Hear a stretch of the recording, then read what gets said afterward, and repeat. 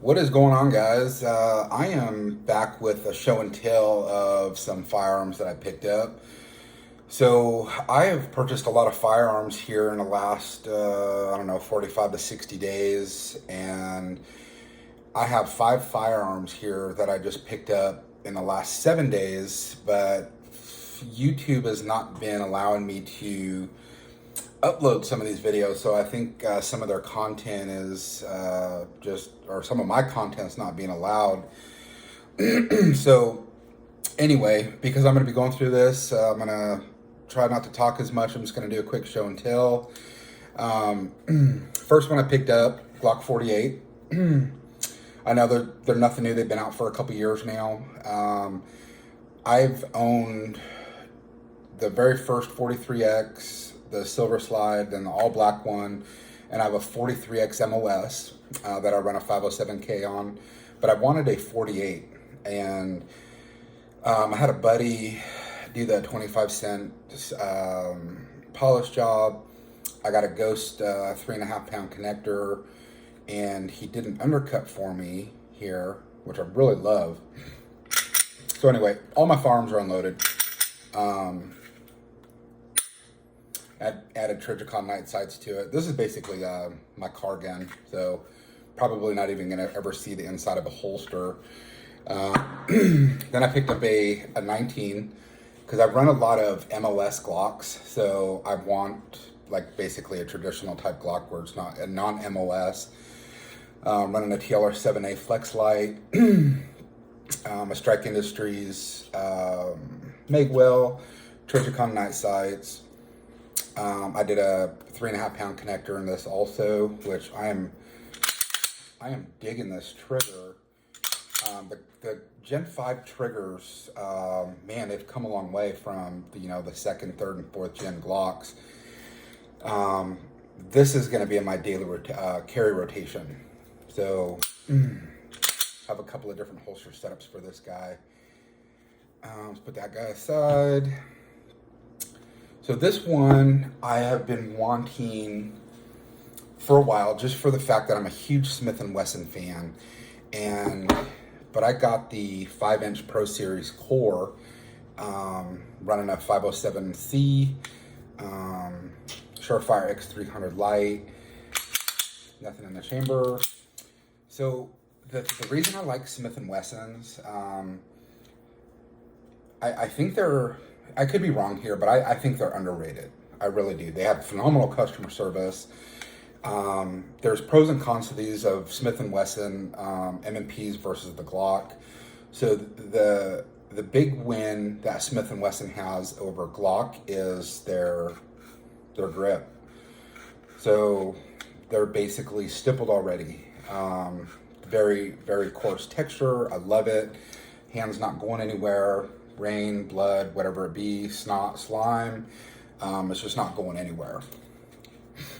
So these do come with suppressor sights. There's a few things that are left to be desired with the M&P.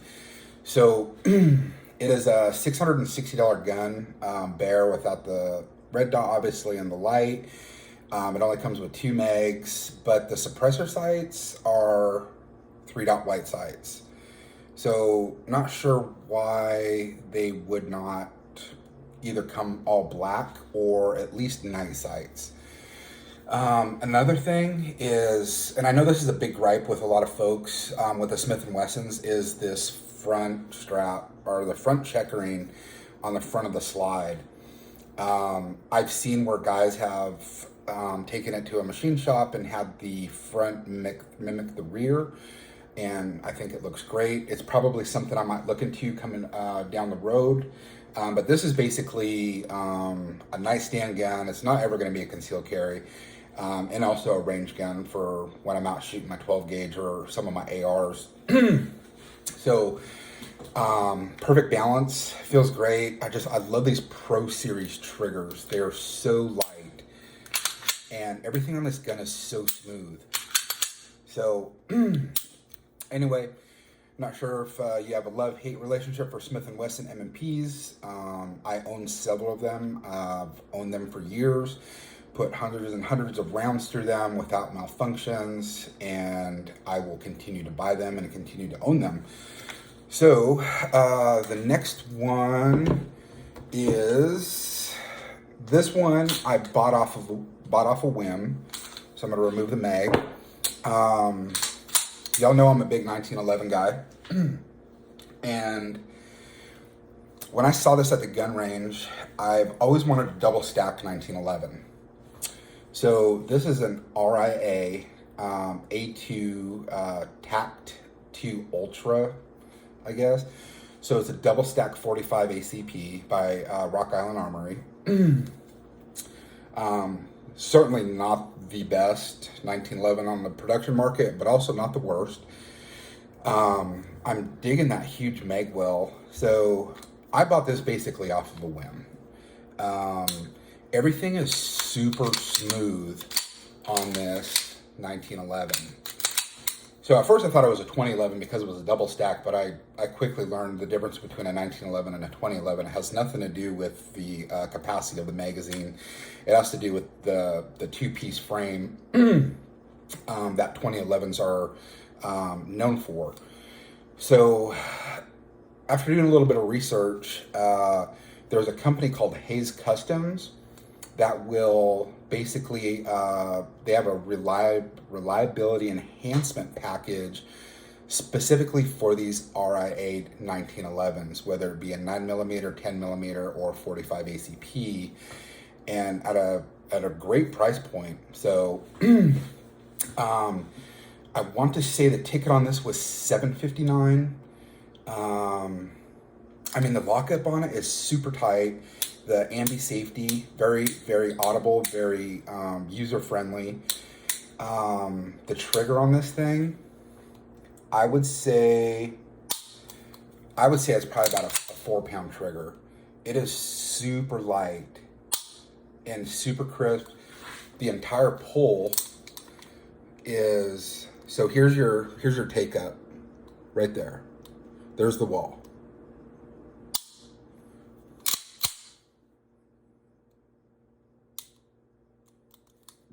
So, this is a really, really huge gun. The handle is anyway. Slide is probably interchangeable with any of my other 1911s. I haven't even tried, honestly. Adjustable rear sight, fiber optic front. So I have like 2 XL size hands, probably bigger, and that is a huge grip. That is a huge handle.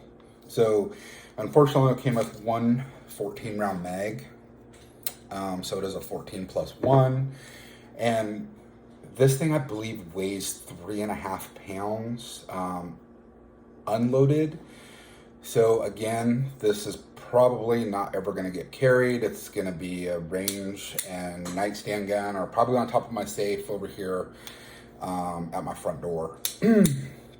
But I am definitely going to send this off to that Hayes Customs and have them do the reliability package to it. So I guess it's something, they tune the trigger, they tune the extractor, they do like some trimming under here, like your undercut, like you normally would on a Glock. They do something with your beaver tail. And I think for not much more money, they can crown the barrel for you, and they'll Cerakote the barrel, but everything gets refinished. And it's like a $350 package. So anyway, I have one more gun I'm going to show you guys. So this was gun number 4. And I've always wanted an LWRC. So I have a pistol. It's the M6IC. It's the direct impingement. I have not shot this yet. The thing I like about this, this is unloaded. I just had a full mag in it, so nothing's in the chamber. This pistol is 100% ambidextrous. So the same controls you have on the left side, you have everything on the right side, and this came stock. I definitely like the charging handle. So everything on here is bone stock. I have not changed anything out. I don't think there's a need for it. Definitely like the grip. I like, let me see if I can get that in there. very comfortable, very ergonomic. This is the 10.5 inch. And I'm running a Hollow Sun. Oh God, I don't remember what model it was. I don't know, but it's got the little solar panel on the top there. I love Hollow Sun. I know there's better red dots out there, but man, I've ran Hollow Sun for a bunch of years now, pretty much from when they first started coming out on the market. Never had a problem with one. I thought I did one time, and I was able to reach out to their customer service department, and their customer service was also phenomenal. It had something to do, I found out that I had astigmatism. So that was kind of interesting to learn. So LWRC, the model is IC-DI 556. I like how the foregrip, all this came with it. I have not added anything except the red dot. That's it. So really digging how everything is ambidextrous on this pistol. So anyway, guys, I hope I can upload this video. Man, YouTube just being a pain in the ass right now with a lot of things. So they'll let you upload one video and not so much another. But anyway, the trigger pull, I know I'm going back and forth, guys. The trigger pull on this thing feels so good, feels so smooth. And so I've been kind of following LWRC for, I don't know, 10, 15 years. And I just couldn't find I didn't want to spend $2,000 on an LWRC. And mind you, this did not cost $2,000. It was close. I want to say the tag on it was just shy of $1,600. But I've read a lot of reviews on it, watched a lot of YouTube videos, and I'm like, all right, I'm gonna go buy it. I'm gonna try it out. So it was between this and a Black Rain Ordnance. It was the same size. It was the 10.5. And they were within, I think, like $50 of each other or something. But anyway, when I went back to my local gun shop, somebody had bought the Black Rain and this was there. So I'm like, oh, it must be a sign. So I'm gonna buy it. So anyway, guys, I do have other guns that I have bought. Like I said, I bought a lot of guns in the last 45 to 60 days. I don't know why YouTube is not allowing these to allow me to upload these. So I really hope this one comes up because I love showing off my new stuff. And I'm sending off the Glock 19 to get stippled.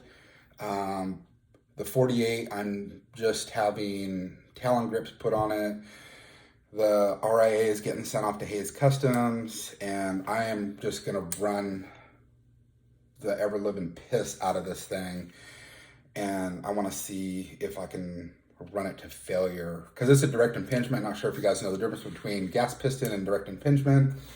There's pros and cons to both. I'm not gonna get into that right now. So I'm very curious of how hard and how long I can run this without cleaning it. So I would think I could get at least 2,000 rounds out of it before I start seeing any malfunctions. But if you guys are curious of direct impingement versus gas piston, there's lots of info all over the net, and also lots of YouTube videos on it. Oh, and also I will be changing out these the tip here. God, I can't think tonight because I will be running a can on this. I may have to change out my charging handle for blowback purposes. I find that Geisley charging handles operate extremely well, but a lot of it also depends on too, because this is a direct impingement. So I'm still doing research on, is a can going to be beneficial on this or not? Because I don't want this to turn into a project that's going to cost more money than it needs to be. And if not, I'm just going to leave it completely stock and leave it alone. And just, this will be one of my truck guns that I can take in and out really, really fast. And by the way, this thing is like super light, like ridiculously light. Anyway, guys, we're just shy of 15 minutes. So I really hope this uploads, and I will see y'all soon.